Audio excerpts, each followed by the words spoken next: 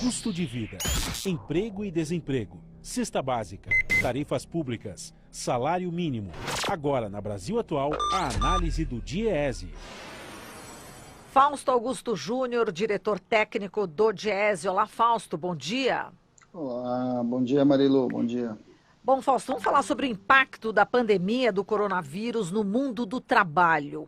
Quais são os pontos que você quer abordar hoje, Fausto, em relação a essa questão? Vamos lá. Bem, as coisas são bastante dinâmicas, né, Marilu? Eu acho que, bem, nós temos que ver como é que as empresas estão se adaptando à questão do coronavírus. Tem uma série de medidas que cada empresa estão colocando, que passa pela questão do trabalho em casa, diminuir reuniões presenciais, diminuir viagens e etc. Mas nós temos que tratar de coisas também muito pragmáticas, né, que muitas vezes o mundo empresarial deixa de lado. Vou te dar um exemplo. O conjunto dos especialistas tem dito que um dos grandes problemas que a gente vai ter com o coronavírus é o problema com leitos e o problema com acesso ao serviço de saúde.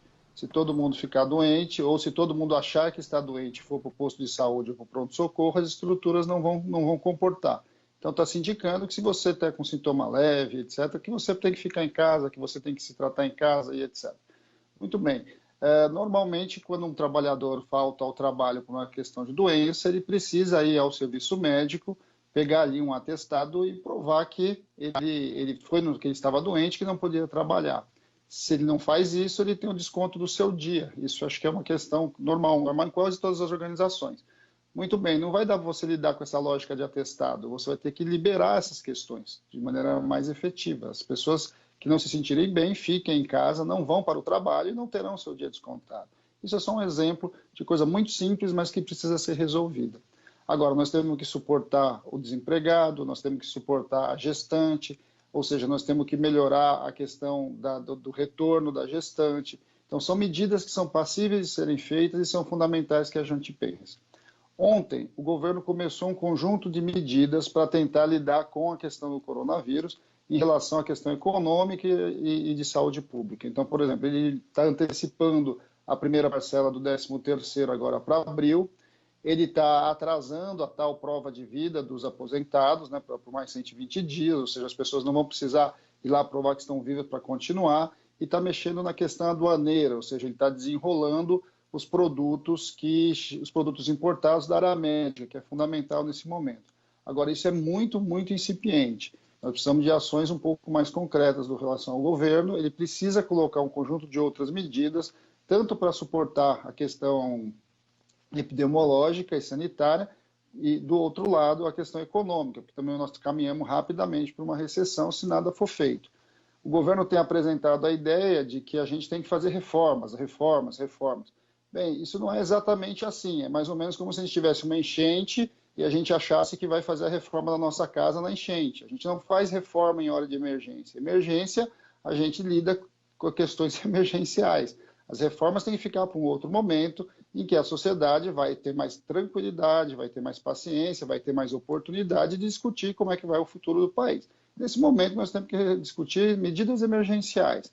Medidas emergenciais passa, por exemplo, saindo da esfera do trabalho, além dessas que o governo coloca, nós temos que dar suporte para estados e municípios, porque é onde, de fato, a população é atendida, são as UBSs dos municípios, são os hospitais, os grandes hospitais dos estados.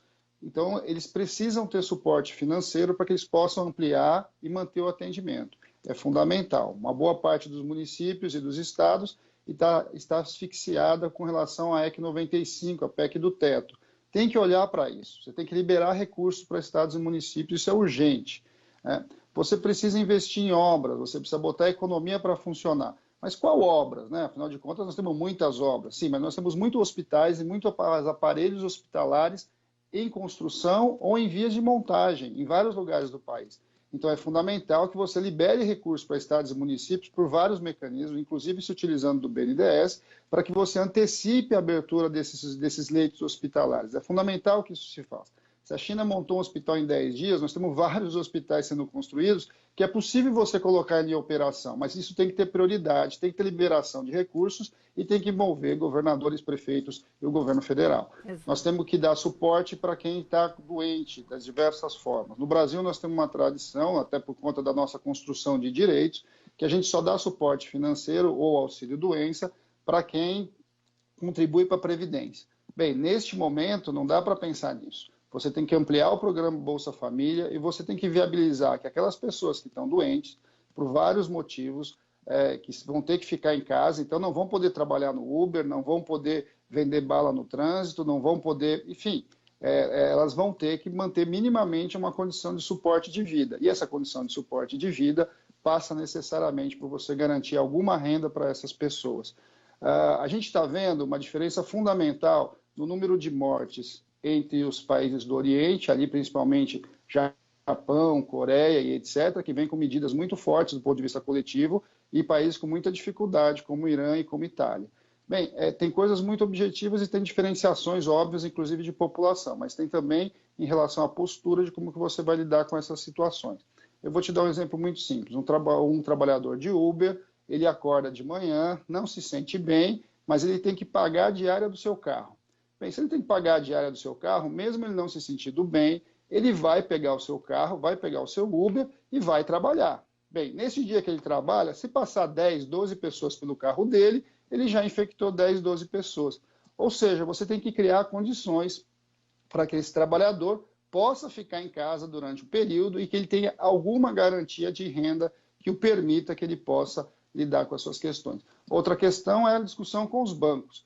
Neste momento, é fundamental que o sistema bancário, que já ganhou muito nesse país, dê sua cota de sacrifício no momento emergencial. Qual que é a sua cota de sacrifício? Precisa alongar dívida, precisa diminuir taxa de juros, ele precisa entrar de maneira ativa para trabalhadores e empresas, de modo que trabalhadores e empresas, possam ter mais tranquilidade financeira nos seus endividamentos para enfrentar a crise, que passa por econômica e passa por uma crise médica. Ou seja, são algumas medidas que é possível fazer, não é nada demais. Você pode ampliar também o tempo do seguro-desemprego, né? Você pode ampliar a possibilidade das licenças maternidades, fazer com que as grávidas entrem na licença maternidade antes e saiam depois. Tudo isso precisa ser feito. Agora, para tudo isso ser feito, a gente tem que mudar a cabeça do atual governo, principalmente da equipe econômica, que acha que crise se enfrenta a gente reformando a casa. A gente não reforma a casa em momento de crise, a gente enfrenta em crise com ações muito efetivas, muito rápidas e que não dá para esperar muito. Perfeito. Em relação ao turismo, Fausto, pousadas, restaurantes, devem sentir muito também esse impacto, né? O que você sugere, o que poderia ser feito também nestes casos? Bem, essas são áreas que inevitavelmente já estão sentindo, e não é à toa que quando a gente olha ali a quebradeira da Bolsa de ontem, as ações que mais perderam valor tem a ver com essa área, principalmente as companhias aéreas. Então, a gente precisa olhar com um pouco mais de atenção com os setores que vão ser duramente atingidos. A gente não pode achar também que a gente vai fazer grandes medidas para tudo e para todo mundo, principalmente para todas as empresas, porque também nós temos realidades empresariais muito diferentes. Mas nós temos que escolher, e ao escolher situações de muito impacto. Essa parte toda do turismo e essa parte toda que lida com a economia, aí que tem a ver com o trânsito das pessoas, precisa ser observada. Não tem muita saída, né? O que historicamente se faz é você alongar dívidas em banco, de um lado, é você perdoar ou alongar dívidas de imposto. Você não pode quebrar essas empresas neste momento, você precisa dar um espaço de tempo para que ela possa superar. A curva viral se fala entre 5 e 6 meses, nós não sabemos em que lugar da curva nós estamos ainda. Então vamos imaginar que seja um ano aí que a gente tem que passar. A gente tem que criar mecanismos financeiros e tributários que empresas que têm muita dificuldade possam atravessar esse momento. Então, assim, o que o governo pode fazer imediatamente é mexer com a tributação, possibilitar o alongamento das dívidas e no sistema financeiro você criar algum mecanismo, como a gente tem, por exemplo, no setor agroexportador, em que quando tem uma tempestade, tem uma catástrofe, uma grande seca, o que a gente vê são renegociações de dívidas do sistema agroexportador. Bem, a gente tem que pegar essas experiências que a gente vê, que são as experiências de calamidade climática para a produção agrícola, e transpor ela para outros setores. O setor do turismo precisa de medidas desse tipo. Então, a gente pode operar nessa frente. Na outra frente, a gente precisa ter bastante cuidado com essa relação do pânico, né? Porque as pessoas também vão tomando decisões, e essas decisões do pânico, elas nunca são muito boas. Não são boas nem para as pessoas e muito menos para o coletivo, para a organização pública. E a gente tem que ir tomando aos poucos e seguindo muito a orientação da autoridade sanitária, né? Das autoridades médicas, que vão indicando os caminhos do que abre, do que fecha e como é que a gente vai transitando com relação a isso. Mas nós temos que lidar com os nossos trabalhadores. Então, trabalhadores, por exemplo, do setor de transporte público, do setor de saúde, do setor de educação, ou seja, são trabalhadores que estão expostos a uma quantidade de pessoas em muito tempo, no caso dos trabalhadores da saúde, estão expostos, inclusive, à doença há muito tempo. Você precisa ter um olhar com muito carinho e muito cuidado com eles. Você precisa de equipamento de proteção, você precisa de lidar com trocas de equipe de maneira mais acelerada, de modo que o sujeito possa descansar, porque as pessoas não morrem só de coronavírus, as pessoas morrem de infarto, as pessoas morrem de AVC, e boa parte dessas pessoas vão estar enfrentando essas calamidades, né? A estafa também mata, então nós vamos ter que lidar com isso no setor de saúde. E para isso nós temos que criar, por exemplo, a possibilidade de ampliar contratações. Não é possível ver o que a gente tem visto do INSS, aquela quantidade enorme de filas para as pessoas conseguirem o seu benefício. Bem, imagine transpor isso para hospitais, para UBSs, para postos de saúde em geral.